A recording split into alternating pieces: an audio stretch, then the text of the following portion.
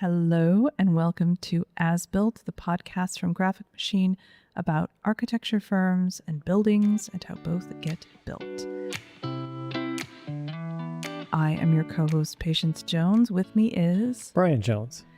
Thank you for joining us. I used to say, as our faithful listeners will know, as ever, with us as ever is Brian Jones. Well, I'm no longer saying as ever because now that's been co-opted to sell jam. So I'm very upset about that. I'm really stewing. So instead, I'll just say hello and thank you. Thank you for joining us. So we've been away for a little bit. We went to a lot of things, and that's what we're going to talk to you about today because there are things that are relevant to you, dear listener. One of the things we went to is the International Contemporary Furniture Festival. And another thing we went to is NeoCon, the giant furniture festival in Chicago. It is giant. It is actually more giant than ICFF, which I, having not been to NeoCon before, did not appreciate. ICFF was held May 18th, started May 18th, in New York City at the Javits Center, and it is run in conjunction with New York Design Week. There were over 13,000 attendees, which was an increase of 5% over the previous year, which was really interesting because we weren't sure how current economic global situations would impact attendance, and it did not drop attendance below the previous year. So that was good. And the two events that we went to actually in Chicago were the merchandise one was at the Merchandise Mart, which was NeoCon, and then there was the Fulton Street Design Days, a Fulton Street Market, which had a number of showrooms and places to visit. NeoCon had many, many floors of things to visit, and there were over 50,000 people that attended that show. And you said it was like 14 floors or something, right? Yeah, not all of them are occupied. Many of them are. There's some service floors in there, but many floors to walk around. Many more. That just seems overwhelming to me. Was it overwhelming? Was it easy to navigate? I mean, it's easy to lose your place. It's not the spaces inside are not necessarily designed for this kind of walking around. So you can lose your position if you're not carefully tracking where you are on the floor. Ah. Yeah. So it's a task. It's like a casino A for little the bit, design-minded. Mm-hmm. So why do we go to this besides to get lost? Why do we go to these events? I mean, the biggest thing is to appreciate what is happening in the design world. What's on people's minds? What trends are they looking at and responding to? And also to understand what is resonating with people who are attending these shows, because many of these people will be the people specifying things and projects and what is top of mind for them right now. And did the presentation match what they needed it to match? Yeah, we go for our own, edification because we love it and we love the design, everything design, and we love learning new things. And then we go to bring it back to you and to our clients and to be able to make better decisions for them based on what we're seeing out in the design world. So some of the things we did see, what were some of the things you noticed at NeoCon? I mean, one of the big takeaways is about acoustics. And, I think this is in response to so many offices having open floor plans, and that was the design trend that everybody ran to. And then we realized, oh, wait a minute, we do actually need some time to be away from all the noise and all the sound. So it's really trying to not take us back to where we were in terms of all separate offices, but it's creating carve-outs within spaces to reduce the amount of audio noise that you might be processing, to make it so that you can have some separation, be it a booth or something like that for private calls and that sort of thing. But definitely that is a top concern. What about you? Similar. Acoustics was very, very much at the forefront. And a lot of that is stemming from people going back to an office environment after working from home during COVID. And when they were working from home, got really used to either having their own ambient noise that they would probably call no noise, but is in fact just their ambient noise, or being able to control the music, putting on sounds of birds, whatever they want to do. Now being back in an office environment, the noises that we used to be really accustomed to are hitting everybody very differently. So lots of products designed to accommodate that. And that's not just in the workplace. That's also if you've been at home a lot and you go to, say, a hotel or you go to a restaurant, what was considered to be a normal level of noise pre-COVID may now seem way, way, way too much. It's too intense. So lots and lots of products for dealing with that in artistic ways. And then also scent.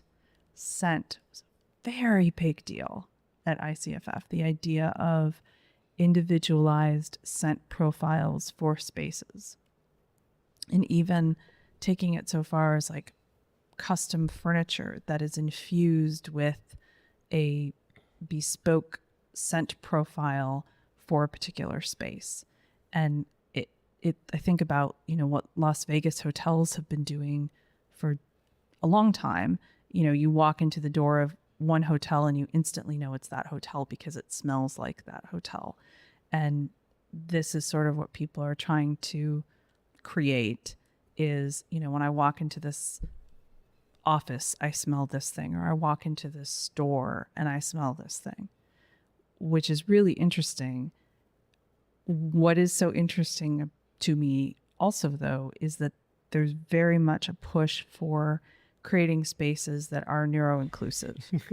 And that dovetails with the acoustics and making sure that people who are neurodiverse are, able to thrive in a space. Scent is one of those things that, it's not just people who are neurodiverse. It can be people who have allergies, people who are prone to migraine. People can have very strong feelings about scents either way. And so I'm kind of struggling to make sense of this idea that you would go to, great pains to make something very inclusive, and then you would introduce this scent that really may be polarizing or may cause people not to come back.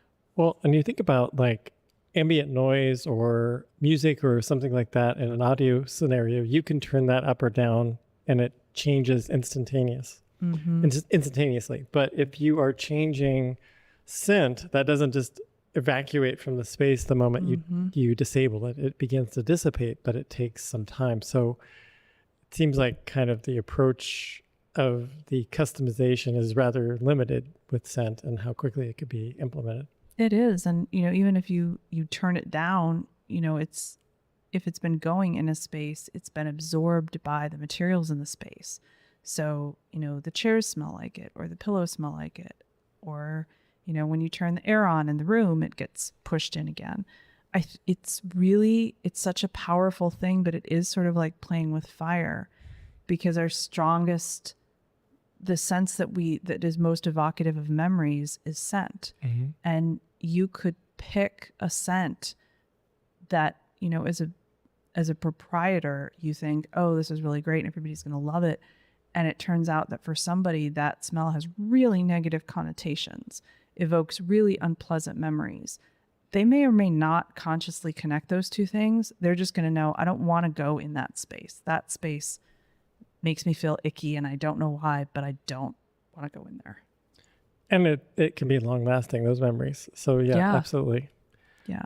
One of the things that I happened to notice was that, people trying to tackle bringing more organic elements into the space, and it gets into the larger sense of feeling connected in a larger way to your, office surroundings, for lack of a, not just those, but those are certainly among the many. And we saw from Biome a waterless plant system, where it no longer requires you to maintain it or to water it because it is done for you. It collects the moisture out of the air and waters the plant and makes it a one-stop shop for that. So yeah, really innovative. Yeah. What else did you see? One of the things that we saw that was really cool, because it again, to your point about sustainability, like it's a word that gets used over and over and over again. And, what are we even talking about? So innovative sustainability is sort of how I'm looking at it. And we saw it's a company called Made with Rishi by MycoWorks, and they make mushroom leather. And it's so cool. They have different ages of the mushroom leather and different processes that they do, so that they have some that feels like, an old club chair that's really worn. It's kind of got that soft, malleable nature to it. Others that feel more like, untanned leather. It's beautiful colors. I don't know that I would be able to tell the difference between this leather and actual cow leather. It was able to be used very successfully in wall coverings, to make furniture. Populous Hotel in Denver actually has the bar of the restaurant on the first floor in the lobby has this really beautiful installation of these mushroom leather panels, and it's just nothing that you've ever seen before, and it's gorgeous. And there's this wonderful smell in the lobby of the Populous, and I could not figure out what it was, but it's actually coming from the mushroom leather.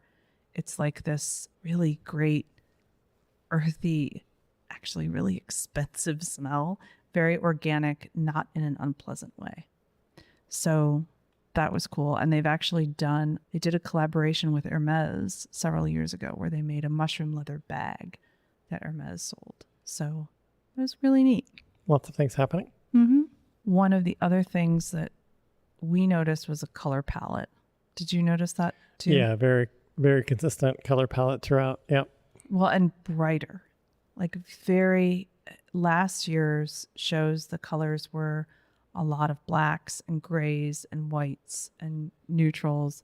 And this year we saw a lot of neons, solar colors, bright, joyful, happy, almost like early 80s color palettes, but kind of modernized. And I think it's one of the things that the design community does so well, which is like trying to lead people to better. And so this is a way to kind of combat everybody's sadness and malaise, is by introducing these really bright colors. I think that it's one of the many ways that this industry has a strong relationship with fashion, because I think that it's easy to think about a piece of furniture and think like, how could that possibly relate to fashion or to, the larger sense of where we are in time? But the forms, the colors, the patterns all convey what this moment is about. And there's a period of time that it has a look, and then, we move on to something else. But furniture definitely has a longer shelf life usually than something from fashion, but like it is, and the elements that it supports, there's this feeling of belonging that comes from having this be the way that designers choose to express themselves. I think that's right. Yeah. It's a very positive experience. And to that end, we are putting together sort of a curated lookbook of the things that we saw that we thought were just really great and really spectacular. And if you are interested in receiving that, you can sign up on our site. We'll put the link in the show notes, and we'll be sending that out in just a little bit. One of the things I did want to do also is a special shout out to the Thune Bed Frame Company. I don't own a Thune bed frame. They have never given me anything except what I'm about to describe. I thought it was such a spectacular example of wonderful customer service and generosity. They had done an event for Design Week at their store in Soho where you could come and look at their store, but also they had a bespoke perfume artisan who could make every single person there their own special custom perfume blend based on what they liked and didn't like. And the line was through the store and out the door. It was free. and they had drinks and they had wonderful hors d'oeuvres, and it was a really lovely time. But about 6 people before we got to the front of the line, they came out and they said, "We are so sorry, but this was way more popular than we thought it was going to be, and we have no more perfume left. So we're going to have to shut this event down, but we feel so badly. Please take a tote bag." And they had tote bags that were filled with Thun candles and Thun socks. And I know there were other things in there, and I feel terrible that I can't remember it, but it was so nice and unexpected. And they could have just come out and said, "We're really sorry, please stay and have a drink. We don't have anything left."